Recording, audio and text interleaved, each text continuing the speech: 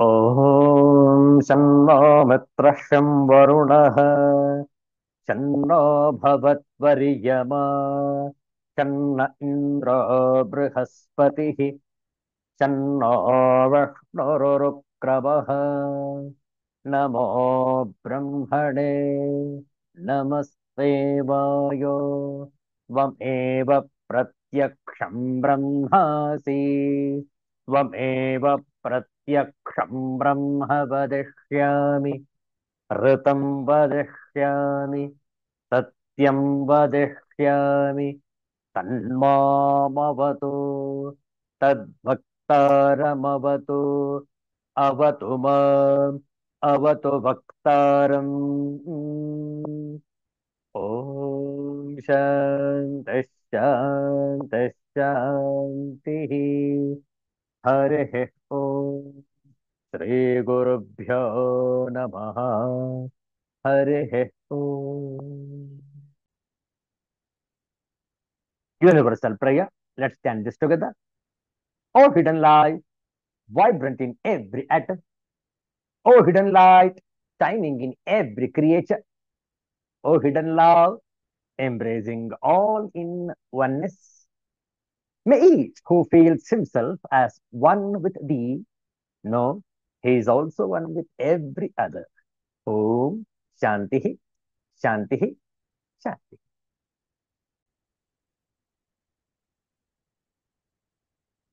ನವರಾತ್ರಿಯ 5ನೆಯ ದಿವಸವನ್ನ ಪ್ರವೇಶ ಮಾಡಿದ್ದೇವೆ.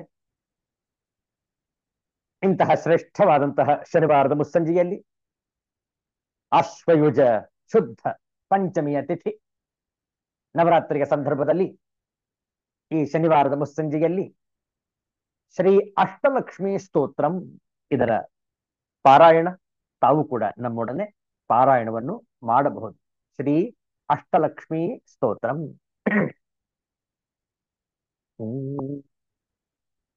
ಸುಮನಸ ವಂದಿತ ಸುಂದರಿ ಮಾಧವಿ ಚಂದ್ರ ಸಹೋದರಿ ಹೇಮಮಯೇ ಮುನಿಗಣ ವಂದಿತ ಮೋಕ್ಷ ಪ್ರದಾಯಿನಿ ಮಂಜುಲ ಭಾಷಿಣಿ ವೇದನುತೆ ಪಂಕಜವಾಸಿನಿ ದೇವ ಸುಪೂಜಿತ ಸದ್ಗುಣ ವರ್ಷಿಣಿ ಶಾಂತಿಯುತೆ ಜಯ ಜಯ ಹೇ ಮಧುಸೂದನ ಕಾಮಿನಿ ಆದಿಲಕ್ಷ್ಮೀ ಸದಾ ಪಾಲಯ ಮಾಂ ಅಯಿ ಕಲಿ ಕಲ್ಮಶನಾಶಿನಿ ಕಾಮಿನಿ ವೈದಿಕ ರೂಪಿಣಿ ವೇದಮಯೇ ಕ್ಷೀರ ಸಮುದ್ಭವ ಮಂಗಳ ರೂಪಿಣಿ ಮಂತ್ರ ನಿವಾಸಿನಿ ಮಂತ್ರನುತೆ ಮಂಗಳದಾಯಿನಿ ಅಂಬುಜವಾಸಿನಿ ದೇವಗಣಾಶ್ರಿತ ಪಾದಯುತೆ ಜಯ ಜಯ ಹೇ ಮಧುಸೂದನ ಕಾಮಿನಿ ಧಾನ್ಯಲಕ್ಷ್ಮೀ ಸದಾ ಪಾಲಯ ಮಾಂ ಜಯ ವರವರ್ಣಿನಿ ವೈಷ್ಣವಿ ಭಾರ್ಗವಿ ಮಂತ್ರಸ್ವರೂಪಿಣಿ ಮಂತ್ರಮಯೇ ಸುರಗಣ ಪೂಜಿತ ಶೀಘ್ರ ಫಲಪ್ರದ ಜ್ಞಾನ ವಿಕಾಸಿನಿ ಶಾಸ್ತ್ರನುತೆ ಭವ ಭಯಹಾರಿಣಿ ಪಾಪ ವಿಮೋಚನಿ ಸಾಧು ಜನಾಶ್ರಿತ ಪಾದಯುತೆ ಜಯ ಜಯ ಹೇ ಮಧುಸೂದನ ಕಾಮಿನಿ ಧೈರ್ಯ ಲಕ್ಷ್ಮೀ ಸದಾ ಪಾಲಯ ಮಾಂ ಜಯ ಜಯ ದುರ್ಗತಿ ನಾಶಿನಿ ಕಾಮಿನಿ ಸರ್ವ ಫಲಪ್ರದ ಶಾಸ್ತ್ರಮಯೇ ರಥ ಗಜ ತುರಗ ಪದಾದಿ ಸಮಾವೃತ ಪರಿಜನ ಮಂಡಿತ ಲೋಕನುತೆ ಹರಿಹರ ಬ್ರಹ್ಮ ಸುಪೂಜಿತ ಸೇವಿತ ತಾಪ ನಿವಾರಣ ಪಾದಯುತೆ ಜಯ ಜಯ ಹೇ ಮಧುಸೂದನ ಕಾಮಿನಿ ಗಜಲಕ್ಷ್ಮಿ ರೂಪೇಣ ಪಾಲಯ ಮಾಂ ಐ ಖಗವಾಹಿನಿ ಮೋಹಿನಿ ಚಕ್ರಿಣಿ ರಾಗ ವಿವರ್ಧಿನಿ ಜ್ಞಾನಮಯೇ ಗುಣಗಣ ವಾರಿಧಿ ಲೋಕಹಿತೈಷಿಣಿ ಸ್ವರ ಸಪ್ತಭೂಷಿತ ಗಾನನುತೆ ಸಕಲ ಸುರ ಸುರ ದೇವ ಮುನೀಶ್ವರ ಮಾನವ ವಂದಿತ ಪಾದಯುತೆ जय जय हे मधुसूदन कामिनि संतान लक्ष्मी सदा पालय मां। जय कमलासन सद्गुतदायिनि जय कमलासनि सद्गतिदायिनि ज्ञान विकासिनि गानमये अनुदिनमर्चित कुङ्कुम धूसर भूषित वासित वाद्यनुते कनकधरो स्तुति वैभव वन्दित शङ्कर देशिक मान्यपदे जय जय हे मधुसूदन कामिनि विजय लक्ष्मी सदा पालय मां।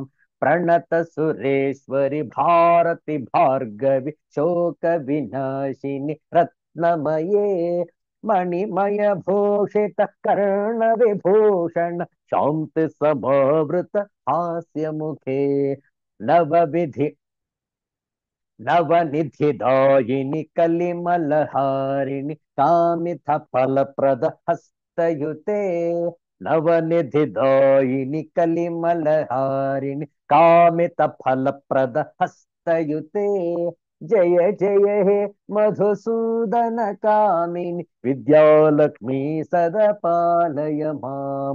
धिमि धिमि धिन धिमि धिन धिन धिन धिमि दुन्दुभिनाद सुपूर्णमये घुम घुम घुम घुम घुम घुम घुम घुम शंख निनाद सुवाद्यनुते वेद पुराणेतिहास सुपूजित वैदिक मार्ग प्रदर्शयुते जय जय हे मधुसूदन कामिनि धनलक्ष्मी रूपेण पालय माम् इति अष्टलक्ष्मी स्तोत्रम ಸಂಪೂರ್ಣಂ.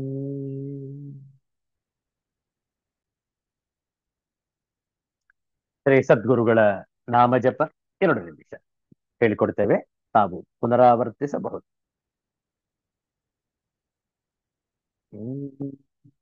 ದಿಗಂಬರ ದಿಗಂಬರ ಶ್ರೀಪಾದ ವಲ್ಲಭ ದಿಗಂಬರ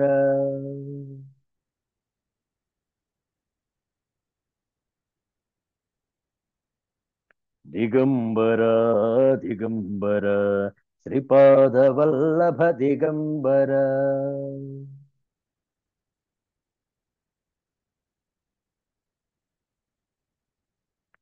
ದಿಗಂಬರ ದಿಗಂಬರ ಶ್ರೀಪಾದ ವಲ್ಲಭ ದಿಗಂಬರ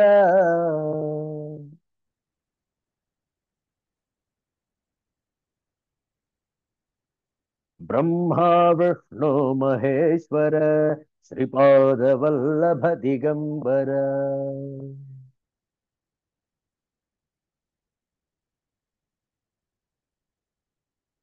ದಿಗಂಬರ ದಿಗಂಬರ ಶ್ರೀಪಾದ ವಲ್ಲಭ ದಿಗಂಬರ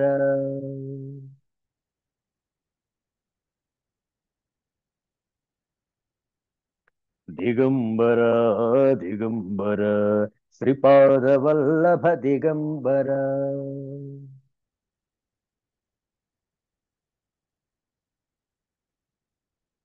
ದಿಗಂಬರ ದಿಗಂಬರ ಶ್ರೀಪಾದ ವಲ್ಲಭ ದಿಗಂಬರ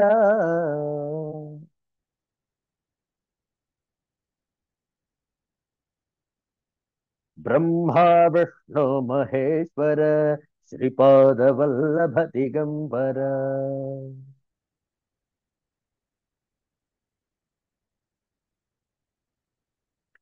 ಬ್ರಹ್ಮ ವಿಷ್ಣು ಮಹೇಶ್ವರ ಶ್ರೀಪಾದ ವಲ್ಲಭ ದಿಗಂಬರ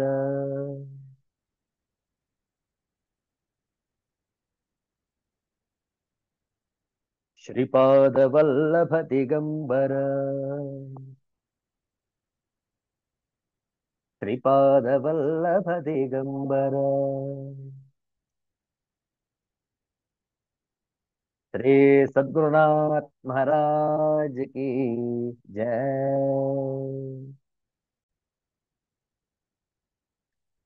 ನವರಾತ್ರಿಯ ಈ ಶುಭ ಸಂದರ್ಭದಲ್ಲಿ ಈ ಶನಿವಾರದ ಮುಸ್ಸಂಜೆ ದೇವಿ ಭಜನೆಯನ್ನು ಹಾಡೋಣ, ಹೇಳಿಕೊಡ್ತೇವೆ, ತಾವು ಪುನರಾವರ್ತಿಸಬಹುದು. ಅತ್ಯಂತ ಸರಳವಾಗಿದೆ. ಕೇವಲ 3 ಸಾಲು, 2 ನಿಮಿಷ. ದೇವಿ ಭಜನೆ. ದುರ್ಗಾ ಲಕ್ಷ್ಮೀ ಸರಸ್ವತಿ,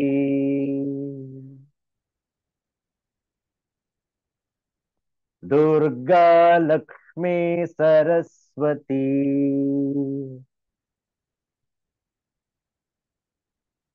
ಜಯ ಜಯ ಅಂಬೆ ಭವಾನಿ,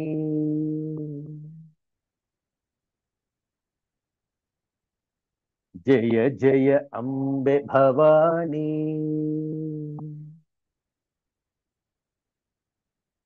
ಮಾ ಜಯ ಜಗದಂಬೆ ಭವಾನಿ, ಮಾ ಜಯ ಜಗದಂಬೆ ಭವಾನಿ,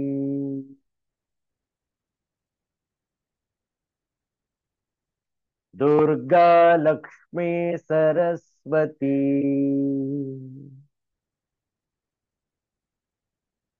ಜಯ ಜಯ ಅಂಬೆ ಭವಾನಿ, ಮಾ ಜಯ ಜಗದಂಬೆ ಭವಾನಿ,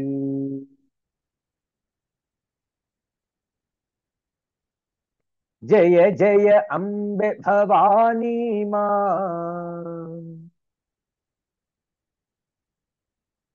ಜಯ ಜಯ ಅಂಬೆ ಭವಾನಿ ಮಾ,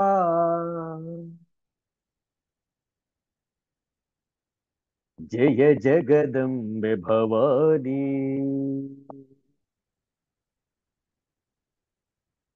ಮಾ ಜಯ ಜಗದಂಬೆ ಭವಾನಿ,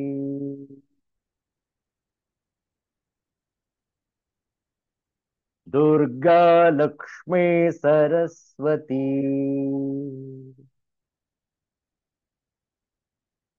ಜಯ ಜಯ ಅಂಬೆ ಭವಾನಿ,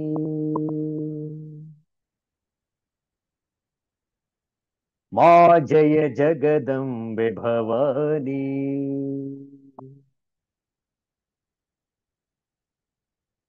ಜಯ ಜಯ ಅಂಬೆ ಭವಾನಿ ಮಾ,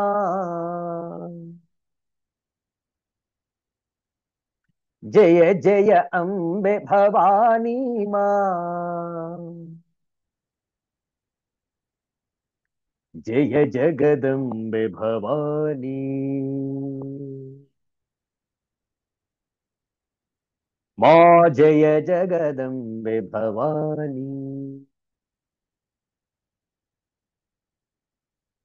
ಮಾ ಜಯ ಜಗದಂಬೆ ಭವಾನಿ.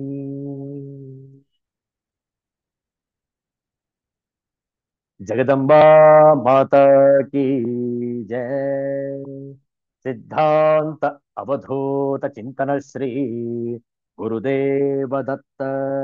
जय जय रघुवीर समर्थ श्री सद्गुरुनाथ महाराज की जय। हर हर नमः पार्वती पतये।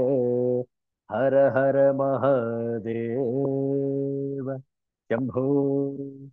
भारत माता की जय। गो माता की जय। गंगा माता की जय। गायत्री माता की जय।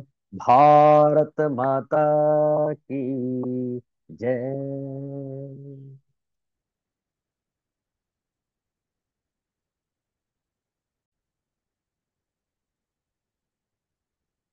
ಶ್ರೀಮದ್ ಭಗವದ್ಗೀತೆಯ 15ನೆಯ ಅಧ್ಯಾಯದ ಮುಕ್ತಾಯದ ಅವಧಿ. ಇಂದು ಈ ಅಧ್ಯಾಯವನ್ನು ಸಂಪೂರ್ಣವಾಗಿ ಸಂಪನ್ನಗೊಳಿಸೋಣ. ಪ್ರಾರಂಭದಲ್ಲಿ 15ನೆಯ ಅಧ್ಯಾಯದ ಕೊನೆಯ ಕೆಲವು ಶ್ಲೋಕಗಳ ಪಾರಾಯಣ ಹೇಳಿಕೊಡ್ತೇವೆ, ತಾವು ಪುನರಾವರ್ತಿಸಬಹುದು. ಓಂ ಶ್ರೀ ಪರಮಾತ್ಮನೇ ನಮಃ.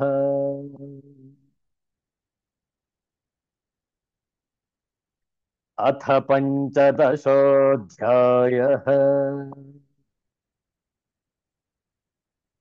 ಪುರುಷೋತ್ತಮಯೋಗಃ.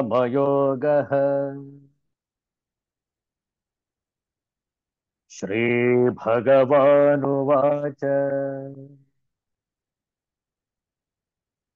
द्वाविमौ पुरुषौ लोके क्षरश्चाक्षर एव च क्षरः सर्वाणि भूतानि कूटस्थोऽक्षर उच्यते उत्तमः पुरुषस्त्वन्यः परमात्मेत्युदाहृतः यो लोकत्रयमाविश्य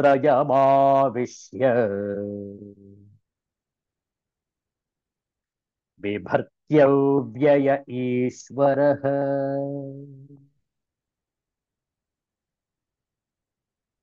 यस्मात्क्षरमतीतोऽहम् अक्षरादपि चोत्तमः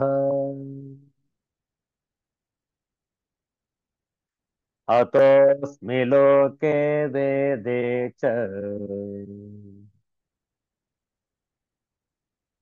प्रथितः पुरुषोत्तमः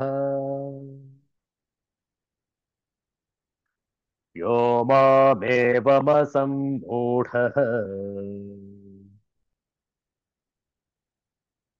जानाति पुरुषोत्तमम्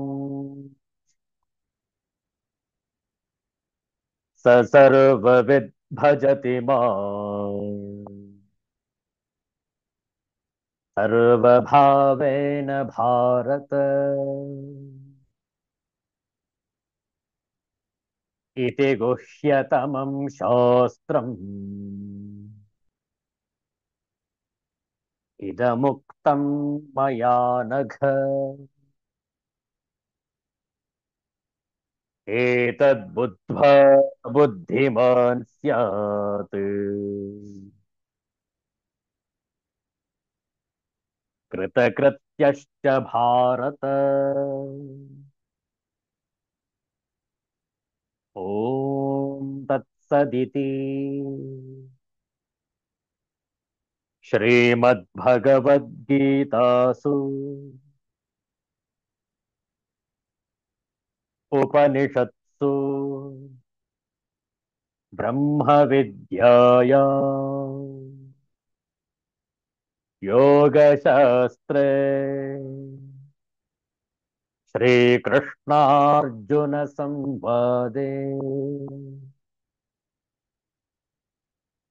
पुरुषोत्तमयोगो नाम पञ्चदशोऽध्यायः। हरिः ओम्।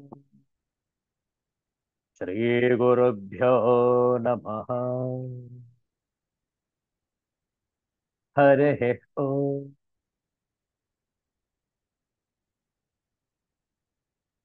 15ನೇ ಅಧ್ಯಾಯದ ಕೊನೆಯ 2 ಶ್ಲೋಕಗಳು ಹೀಗಿವೆ. ಯೋ ಮಾಮೇವಮ ಸಮ್ಮೂಢಃ ಜಾನಾತಿ ಪುರುಷೋತ್ತಮಂ ಸ ಸರ್ವವಿದ್ ಭಜತಿ ಮಾಂ ಸರ್ವಭಾವೇನ ಭಾರತ ಇತಿ ಗುಹ್ಯತಮಂ ಶಾಸ್ತ್ರಂ ಇದಮುಕ್ತಂ ಮಯಾ ನಘ ಏತದ್ ಬುದ್ಧ್ವಾ ಬುದ್ಧಿಮಾನ್ ಸ್ಯಾತ್ ಕೃತಕೃತ್ಯಶ್ಚ ಭಾರತ.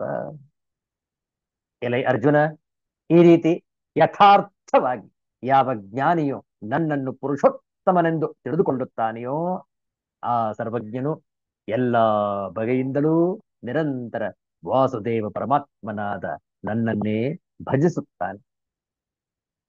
ಎಲೈ ಪಾಪರಹಿತನಾದ ಅರ್ಜುನ, ಈ ರೀತಿ ಅತ್ಯಂತ ರಹಸ್ಯಮಯವಾದ ಈ ಶಾಸ್ತ್ರವು ನನ್ನಿಂದ ಹೇಳಲ್ಪಟ್ಟಿತು.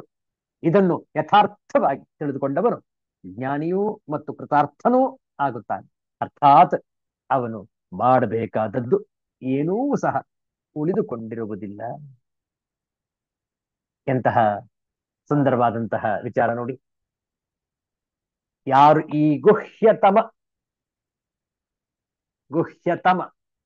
ಸೂಪರ್ಲೇಟಿವ್ ಡಿಗ್ರಿ, ಗುಹ್ಯತರ ಕಂಪ್ಯಾರಿಟಿವ್ ಡಿಗ್ರಿ, ಗುಹ್ಯ ಪಾಸಿಟಿವ್ ಡಿಗ್ರಿ, ಗುಹ್ಯತರ ಗುಹ್ಯತಮ, ಅತ್ಯಂತ ರಹಸ್ಯಮಯ ಈ ಶಾಸ್ತ್ರ. ಯಾಕೆ ರಹಸ್ಯಮಯ ಅಂತಂದ್ರೆ ಇದು ಎಲ್ಲರಿಗೂ ಅಷ್ಟು ಸುಲಭವಾಗಿ ಪ್ರಕಟಗೊಳ್ಳುವುದಿಲ್ಲ. ಯಾರಿಗೆ ಅರ್ಹತೆ ಇದೆಯೋ ಅವರಿಗೆ ಮಾತ್ರ. ಯಾರಿಗೆ ಅರ್ಹತೆ ಇರುತ್ತೆ? ಯಾರ ಮೇಲೆ ಗುರುಗಳ ಕೃಪೆ ಇದೆ ಅವರಿಗೆ ಅರ್ಹತೆ ಪ್ರಾಪ್ತಿಯಾಗುತ್ತೆ, ಇಲ್ಲದಿದ್ದರೆ ಇಲ್ಲ. ಆದ್ರಿಂದ ಅತ್ಯಂತ ಸುಂದರವಾದಂತಹ ಫಲಶ್ರುತಿ ನೋಡಿ. 13ನೇ ಅಧ್ಯಾಯದಲ್ಲಿ ಜಡದೇಹದ ಸಂಘಾತದಿಂದ ಆತ್ಮನನ್ನು ಪ್ರತ್ಯೇಕಿಸಿ ಕ್ಷೇತ್ರ ಕ್ಷೇತ್ರ ಕ್ಷೇತ್ರಜ್ಞರನ್ನು ವಿಭಾಗ ಮಾಡಿ ಚಿಂತನೆ ಮಾಡುವ ಉಪದೇಶವು ನಮಗೆ ದೊರಕಿತು. 14ನೇ ಅಧ್ಯಾಯದಲ್ಲಿ ತ್ರಿಗುಣಗಳನ್ನು ಮೀರಿ ನಿಂತು ತ್ರಿಗುಣಾತೀತನಾಗಿ ಜ್ಞಾನವನ್ನು ಸಂಪಾದಿಸುವ ಉಪದೇಶವು ದೊರಕಿತು.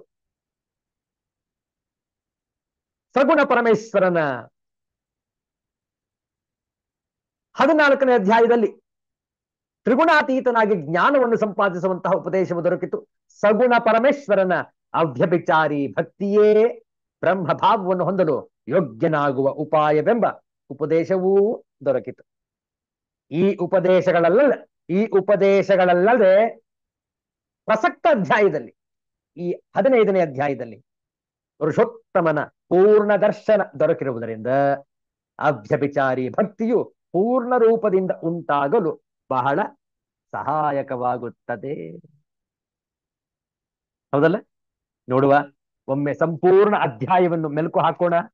ಈ ಒಂದು 15ನೇ ಅಧ್ಯಾಯದ ಕೊನೆಯ ವಿಚಾರದಲ್ಲಿ ಭಗವಂತನು ಪ್ರಾರಂಭದಲ್ಲಿ ಇಂತೆಂದನು: ಈ ಸಂಸಾರವೆಂಬ ಅಶ್ವತ್ಥ ವೃಕ್ಷವು ಪರಮ ಸೂಕ್ಷ್ಮವಾದ ಉತ್ಕೃಷ್ಟವಾದ ಬ್ರಹ್ಮವೆಂಬ ಬೇರಿನಿಂದ ಹುಟ್ಟಿ ಕೆಳಗಡೆಗೆ ಬೆಳೆದುಕೊಂಡು ಎಂದಿಗೂ ಸವೆಯದೆ ಹಬ್ಬಿಕೊಂಡಿರುವುದು. ಈ ಸಂಸಾರವನ್ನು ವೇದಗಳೆಂಬ ಎಲೆಗಳು ರಕ್ಷಣೆಗೈಯುತ್ತಿರುವುವು. ಇದರ ಕೊಂಬೆಗಳು ಕೆಳಕ್ಕೂ ಮೇಲಕ್ಕೂ ಚಾಚಿರುತ್ತದೆ. ಅವು ಗುಣಗಳಿಂದ ಬೆಳೆದುಕೊಂಡಿವೆ, ವಿಷಯಗಳಿಂದ ಚಿಗುರುತ್ತಿವೆ. ಕರ್ಮದಿಂದ ಇದಕ್ಕೆ ಮನುಷ್ಯ ಲೋಕದಲ್ಲಿ ಬಿಳುಲುಗಳು ಬಿಟ್ಟುಕೊಂಡಿರುತ್ತವೆ. ಇದು ತೋರಿಕೆಯ ರೂಪವುಳ್ಳದ್ದು, ತುದಿ ಮೊದಲು ನಡುವೆಗಳು ಇಲ್ಲದ್ದು. ಜ್ಞಾನಿಗಳು ಈ ವೃಕ್ಷವನ್ನು ಬಲವಾದ ಅಸಂಗ ಶಸ್ತ್ರದಿಂದ ಕತ್ತರಿಸಿ ಹಾಕಿ ಸಂಸಾರಕ್ಕೆ ಮರಳಿ ಬರದಂತಿರುವ ಸರ್ವ ಕಾರಣನಾದ ಪರಮ ಪುರುಷನನ್ನು ಹುಡುಕಿ ಶರಣ ಹೊಂದಿ ಸಕಲ ಚಿತ್ತ ದೋಷಗಳನ್ನು ನೀಗಿಕೊಂಡು ಅವ್ಯಯವಾದ ಸ್ವಪ್ರಕಾಶವಾದ ವಿಷ್ಣು ಪದವನ್ನು ಸೇರುವರು. ಜೀವನು ಪರಮಾರ್ಥವಾಗಿ ನನ್ನದೇ ಆಗಿರುವ ಅಂಶವಾಗಿ ನಿತ್ಯ ಶುದ್ಧ ಬುದ್ಧ ಮುಕ್ತನೇ ಆಗಿರುತ್ತಿದ್ದರೂ ಆ ತನ್ನ ಸ್ವರೂಪವನ್ನು ಅರಿಯದೆ ವಿಷಯಾಸಕ್ತಿಯಿಂದ ಸಂಸಾರದಲ್ಲಿ ತೊಳಲುತ್ತಿರುವನು.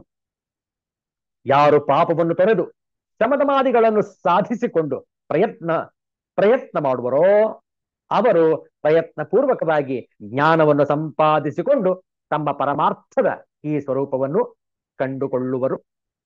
ನನ್ನ ಸ್ವರೂಪವು ಸರ್ವಾತ್ಮವಾಗಿರುವುದರಿಂದ ಸೂರ್ಯ, ಚಂದ್ರ, ಅಗ್ನಿ, ಭೂಮಿ, ಸೋಮ, ಉದರದಲ್ಲಿರುವ ವೈಶ್ವಾನರ ಅಗ್ನಿ ಮುಂತಾದ ರೂಪಗಳಿಂದ ಸಕಲ ವ್ಯವಹಾರಗಳನ್ನು ತಿರುವುದು ಅಲ್ಲದೆ ಸಕಲ ಪ್ರಾಣಿಗಳ ಹೃದಯದಲ್ಲಿ ಅವರ ಆತ್ಮರೂಪದಿಂದಲೇ ಇದ್ದುಕೊಂಡಿರುತ್ತವೆ. ಸರ್ವಸ್ಯ ಚಾಹಂ ಹೃದಯ ಸನ್ನಿವಿಷ್ಟ. ನನ್ನಿಂದಲೇ ಎಲ್ಲರಿಗೂ ನೆನಪು, ಜ್ಞಾನ, ಜ್ಞಾನದ ಮರೆ ಇವುಗಳು ಆಗುತ್ತಿರುವುವು. ವೇದಿತ್ರ ವೇದನೆಗಳೆಲ್ಲವೂ ನಾನೇ. ಇರವಿನ ರಾಶಿಯನ್ನೆಲ್ಲ 3 ಪಂಗಡಗಳನ್ನಾಗಿ ವಿಂಗಡಿಸಬಹುದು. 3 ಪಂಗಡಗಳು. ಇವು 3ಕ್ಕೂ ಪುರುಷನೆಂದು ಹೆಸರು. ಕ್ಷರಪುರುಷ, ಅಕ್ಷರ ಪುರುಷ, ಉತ್ತಮ ಪುರುಷ. ಇವುಗಳಲ್ಲಿ ಭೂತ ಭೌತಿಕ ರೂಪದಿಂದ ಹೊರಗೆ ತೋರುತ್ತಿರುವ ಕಾರ್ಯ ಪ್ರಪಂಚವೇ ಒಂದು ರಾಶಿ. ಇದಕ್ಕೆ ಕ್ಷರಪುರುಷ ಎಂದು ಹೆಸರು. ಏಕೆಂದರೆ ಇದು ವಿಕಾರವಾಗುತ್ತಿದ್ದು ಕೊನೆಗೆ ನಾಶವಾಗುತ್ತದೆ. ಈ ಕ್ಷರವು ಪ್ರಳಯದಲ್ಲಿ ಯಾವ ಬೀಜ ರೂಪವನ್ನು ಹೊಂದುವುದೋ ಅದು 2ನೆಯ ರಾಶಿ. ಅದಕ್ಕೆ ಅಕ್ಷರ ಪುರುಷ ಎಂದು ಹೆಸರು. ಏಕೆಂದರೆ ಅದು ಸಂಸಾರವಿರುವವರೆಗೂ ತನ್ನ ಮಾಯಾರೂಪದಿಂದ ನಾಶವಾಗದೇ ಇರುತ್ತಿರುವುದು. ಈ ಕ್ಷರಾಕ್ಷರಗಳೆರಡನ್ನೂ ಬೆಳಗುತ್ತಾ ತನ್ನ ಇರವಿನಿಂದ ಅವಕ್ಕೂ ಇರವನ್ನು ಕೊಡುತ್ತಾ ಅವುಗಳಿಗೆ ತಿರುಳು ಆಗಿರುವ ನಿರ್ವಿಕಾರನಾದ ಸಾರಭೂತವಾದ ಪರಮಾತ್ಮನೇ ಇವೆರಡಕ್ಕಿಂತಲೂ ಅತ್ಯಂತ ವಿಲಕ್ಷಣ ಸ್ವಭಾವವುಳ್ಳ ಮೂರನೆಯ ರಾಶಿ. ಚರಾಕ್ಷರಗಳು ಪರತಂತ್ರವಾದ ಇರುವುಗಳು ಉಳ್ಳ ಉಳ್ಳವಾದ್ದರಿಂದ ಅವೆರಡು ರಾಶಿಗಳನ್ನು ಪುರುಷನೆನ್ನುವುದು ಉಪಚಾರಕ್ಕೆ. ಅವುಗಳ ಆತ್ಮನೇ ಆಗಿರುವ ನಾನು ನಿಜವಾಗಿಯೂ ಪುರುಷನಾಗಿರುವುದರಿಂದ ಪುರುಷೋತ್ತಮನು, ಉತ್ತಮ ಪುರುಷನು. ಆದ್ದರಿಂದಲೇ ವೇದಗಳಲ್ಲಿಯೂ ಲೋಕದಲ್ಲಿಯೂ ನನಗೆ ಪುರುಷೋತ್ತಮನೆಂಬ ಹೆಸರು ಪ್ರಸಿದ್ಧವಾಗಿರುತ್ತದೆ. ಇದನ್ನು ಇದ್ದದ್ದು ಇದ್ದಂತೆ ಅರಿತುಕೊಂಡವನು ಸರ್ವಾತ್ಮ ಭಾವವನ್ನು ಹೊಂದಿ ನನ್ನನ್ನು ಸರ್ವಭಾವದಿಂದಲೂ ಭಜಿಸಿ ಸರ್ವಜ್ಞನಾಗುವನು. ಇದೇ ಇಡೀ ಶಾಸ್ತ್ರದ ಒಳಗುಟ್ಟು. ಇದನ್ನು ಅರಿತುಕೊಂಡವನೇ ಜ್ಞಾನಿಯು, ಕೃತಕೃತ್ಯನು. ಏಕೆಂದರೆ ಪುರುಷೋತ್ತಮ ತತ್ವವನ್ನು ಅರಿತುಕೊಂಡ ಮೇಲೆ ಅರಿಯತಕ್ಕದ್ದಾಗಲಿ ಮಾಡತಕ್ಕದ್ದಾಗಲಿ ಮತ್ತೇನೂ ಉಳಿದಿರುವುದಿಲ್ಲ. ಎಷ್ಟು ಸೊಗಸಾಗಿದೆ ನೋಡಿ ವಿಚಾರ. ಆದ್ದರಿಂದ ನಾವೆಲ್ಲರೂ ಕೂಡ ಬದುಕನ್ನು ಸಾರ್ಥಕಗೊಳಿಸಿಕೊಳ್ಳಬೇಕು ಈ ಒಂದು ತತ್ವ ವಿಚಾರದಿಂದ. ನೋಡುವ ಮತ್ತೊಂದು ಆಯಾಮದಿಂದ ಕಗ್ಗದ ಮುಕ್ತಕದ ಮೂಲಕ. ಕ್ಷಿತಿರುಹಕ್ಕೆ ಸುಮ ಫಲ ಮುಹೂರ್ತ ನಿಶ್ಚಿತವೇನು, ಮತಿಮನಂಗಳ ಕೃಷಿ ತಪ ಫಲವು ಮಂತು. ಸತತ ಕೃಷಿ ಬೀಜ ಗುಣ ಕಾಲ ವರ್ಷಗಳೊದವೆ, ಪ್ರತಿಭೆ ವಿಕಸಿತಬಹುದೋ ಮಂಕುತಿಮ್ಮ. ಪ್ರತಿಭೆ ವಿಕಸಿತಬಹುದೋ ಮಂಕುತಿಮ್ಮ. ಮಂಕುತಿಮ್ಮ. ಕೃಷಿ ತಪಃ ಫಲವು ಮಂತು. ಕೃಷಿ ತಪಃ ಫಲವುಂ ಅಂತು. ಕಾಲ ವರ್ಷಗಳೊದವೆ, ಕಾಲ ವರ್ಷಗಳು ಒದವೆ. ವಿಕಸಿತಬಹುದು, ಕಾಲ ವರ್ಷಗಳ ಒದವೆ. ವಿಕಸಿತಬಹುದು, ವಿಕಸಿತವು ಅಹುದು. ಕ್ಷಿತಿರುಹಕ್ಕೆ ಗಿಡ ಮರಗಳಿಗೆ, ಮತಿಮನಗಳು ಬುದ್ಧಿ ಮತ್ತು ಮನಸ್ಸುಗಳು. ವಿಕಸಿತವು ಅರಳುವಿಕೆ. ಗಿಡ ಮರಗಳಿಗೆ ಹೂವು ಹಣ್ಣುಗಳನ್ನು ಬಿಡಲು ಮುಹೂರ್ತವೇನಾದರೂ ನಿಶ್ಚಿತವಾಗಿದೆಯೇನು? ಮನಸ್ಸು ಬುದ್ಧಿಗಳ ಕೃಷಿ ಮತ್ತು ತಪಸ್ಸಿನ ಫಲವೂ ಅಂತೆಯೇ. ಬೀಜದ ಗುಣ ಉತ್ತಮವಾಗಿದ್ದು ಸಕಾಲದಲ್ಲಿ ಮಳೆಯಾಗಿ ಮಾಡುವ ಪರಿಶ್ರಮ ಸತತವಾಗಿದ್ದರೆ ಹೇಗೆ ಒಳ್ಳೆಯ ಫಲ ಲಭ್ಯವಾಗುತ್ತದೆಯೋ ಹಾಗೆಯೇ ನಮ್ಮ ಪ್ರತಿಭೆಯನ್ನೂ ಸಹ ಸನ್ಮಾರ್ಗ, ಸತ್ಸಂಗ, ಸದ್ಭಾವದಂತಹ ಕಾಲಕಾರಣಗಳಿಂದ ನಿರಂತರ ಕೃಷಿ ಮಾಡಿದರೆ ನಮ್ಮ ಪ್ರತಿಭೆಯು ವಿಕಸಿತಗೊಂಡು ಸತ್ಫಲವನ್ನು ನೀಡುತ್ತದೆ ಎಂದು ಉಲ್ಲೇಖ ಮಾಡಿದ್ದಾರೆ ಮಾನ್ಯ ಗುಂಡಪ್ಪನವರು ಈ ಮುಕ್ತಕದಲ್ಲಿ. ಪ್ರಕೃತಿಯಲ್ಲಿ ವಿಕಸನಗೊಳ್ಳುವ ಸಸಿ, ಗಿಡ, ಮರ, ಬಳ್ಳಿಗಳಿಗೆ ತಮ್ಮದೇ ಆದಂತಹ ಒಂದು ನಿಯಮವಿದೆ. ಒಂದು ಬೀಜದಲ್ಲಿ ತನ್ನ ತಾಯಿ ಮರದಿಂದ ಹೊತ್ತು ತಂದ ಮತ್ತು ಅಂತರಂಗದಲ್ಲಿ ಅಡಕವಾಗಿರುವ ಆ ಗಿಡದ ಅಥವಾ ಮರದ ಗುಣಗಳನ್ನು ವಿಕಸಿತಗೊಳಿಸಲು ಸೂಕ್ತ ಮಣ್ಣು, ನೀರು ಮತ್ತು ಬೆಳಕಿದ್ದರೆ ಸಾಕು. ಅದು ತನ್ನ ಎಲ್ಲ ಗುಣಗಳನ್ನು ಹೊರಚೆಲ್ಲುತ್ತದೆ. ಇದೇ ರೀತಿ ಪ್ರತಿ ಜೀವಿಯೂ ತನ್ನ ಸ್ವಭಾವ ಮತ್ತು ಗುಣಗಳನ್ನು ಜನ್ಮದಿಂದಲೇ ಹೊತ್ತು ತಂದಿರುತ್ತಾನೆ. ಅವುಗಳನ್ನು ಸೂಕ್ತ ಸಂಘ, ವಿದ್ಯೆ ಮತ್ತು ನಿರಂತರ ಕೃಷಿಯಿಂದ ವಿಕಸನಗೊಳಿಸಿ ಜನ್ಮ ಸಾರ್ಥಕ್ಯವನ್ನು ಪಡೆಯಬಹುದು. ಗುಂಡಪ್ಪನವರು ಉಲ್ಲೇಖ ಮಾಡಿರುವ ಗಿಡ ಮರಗಳ ವಿಕಸನವು ಸೂಕ್ತ ವಾತಾವರಣ ಮತ್ತು ಕೃಷಿಯಿಂದ ಆಗುತ್ತದೆ. ಆದರೆ ಗಿಡ ಮರಗಳ ಗುಣವನ್ನು ಬದಲಾಯಿಸಲು ಸಾಧ್ಯವಿಲ್ಲ ಅಲ್ಲವೇ? ಬೇವಿನ ಮರವನ್ನು ನಿರಂತರ ಕೃಷಿಯಿಂದ ಸಮೃದ್ಧವಾಗಿ ಬೆಳೆಸಬಹುದು, ಆದರೆ ಅದರಲ್ಲಿನ ಮಾವಿನಕಾಯಿ ಬೆಳೆಯಲು ಸಾಧ್ಯವಿಲ್ಲವಲ್ಲವೇ? ಆದರೆ ಮನುಷ್ಯ ಇದಕ್ಕೆ ಸ್ವಲ್ಪ ಅಪವಾದ. ಕೆಟ್ಟ ಗುಣಗಳನ್ನು ಹೊತ್ತು ತಂದಿದ್ದರೂ ಹುಟ್ಟು ಗುಣ ಸುಟ್ಟರೂ ಹೋಗುವುದಿಲ್ಲ ಎನ್ನುವ ಗಾದೆ ಇದ್ದರೂ ಸತ್ಸಂಗ, ಸನ್ಮಾರ್ಗ, ಸದ್ವಿದ್ಯೆ, ಸತ್ಕಾರ್ಯಗಳಿಂದ ಮನುಷ್ಯನ ಗುಣ ಸ್ವಭಾವ ಎಲ್ಲವನ್ನೂ ಸುಧಾರಿಸಬಹುದು. ಇಂತಹ ನಿದರ್ಶನಗಳು ನಮಗೆ ಹೇರಳವಾಗಿ ಸಿಗುತ್ತವೆ. ಮೊದಲಿಗೆ ನಾವು ಏನಾಗಿದ್ದೇವೆ ಎಂದು ಅರಿತುಕೊಂಡರೆ ಮತ್ತು ನಾವು ಏನಾಗಬೇಕು ಎಂದು ನಿರ್ಧರಿಸಿಕೊಂಡರೆ, ಆ ನಿರ್ಧಾರ ದೃಢವಾದರೆ ನಾವು ವಿಕಸಿತರಾಗಬೇಕಾದರೆ ಮಾಡಬೇಕಾದ ಕೃಷಿಯನ್ನು ಮಾಡಿದರೆ ನಮ್ಮಲ್ಲಿ ಅಡಗಿರುವ ಪ್ರತಿಭೆಯನ್ನು ವಿಕಸನಗೊಳಿಸಿಕೊಂಡು ನಾವು ಸಹ ಸುಧಾರಿತರಾಗಬಹುದು ಮತ್ತು ಬದುಕನ್ನು ಸಾರ್ಥಕಗೊಳಿಸಿಕೊಳ್ಳಬಹುದು ಅಲ್ವೇ? ಆದ್ರಿಂದ ಇಂತಹ ಒಂದು ಸದ್ವಿಚಾರ ಶ್ರೀಮದ್ ಭಗವದ್ಗೀತೆಯ ಮೂಲಕ ನಮಗೆ ದೊರಕುತ್ತಿದೆ. ಶ್ರೀಮದ್ ಭಗವದ್ಗೀತೆಯ 15ನೇ ಅಧ್ಯಾಯವನ್ನು ಇಂದು ಸಂಪೂರ್ಣಗೊಳಿಸಿದ್ದೇವೆ. ನಾಳೆ ದಿವಸ ಆಶ್ವಯುಜ ಶುದ್ಧ ಷಷ್ಠಿ ದಿವಸ ಆದಿತ್ಯವಾಸರ 16ನೆಯ ಅಧ್ಯಾಯ ದೈವಾಸುರ ಸಂಪತ್ ವಿಭಾಗ ಯೋಗವನ್ನು ಆರಂಭಿಸೋಣ. ಎಲ್ಲರೂ ಮತ್ತೆ ಮತ್ತೆ ಈ ಅಧ್ಯಾಯವನ್ನು ಮನನ ಮಾಡತಕ್ಕದ್ದು. ಇಲ್ಲಿಗೆ ಇಂದಿನ ಸತ್ಸಂಗವನ್ನು ಸಂಪನ್ನಗೊಳಿಸೋಣ ಶಾಂತಿ ಮಂತ್ರದೊಂದಿಗೆ. ಓಂ ಪೂರ್ಣಮದಃ ಪೂರ್ಣಮಿದಂ ಪೂರ್ಣಾತ್ ಪೂರ್ಣಮುದಚ್ಯತೆ ಪೂರ್ಣಸ್ಯ ಪೂರ್ಣಮಾದಾಯ ಪೂರ್ಣಮೇವಾವಶಿಷ್ಯತೆ. ಓಂ ಶಾಂತಿ ಶಾಂತಿ ಶಾಂತಿ. ಹರಿ ಓಂ ಶ್ರೀ ಗುರುಭ್ಯೋ ನಮಃ. ಹರಿ ಓಂ. ಮತ್ತೆ ನಾಳೆ ಭೇಟಿಯಾಗೋಣ. ಎಲ್ಲರಿಗೂ ಒಳಿತಾಗಲಿ. ಎಲ್ಲರಿಗೂ ಶುಭವಾಗಲಿ. ಜೈ ಶ್ರೀ ಗುರುದೇವ ದತ್ತ.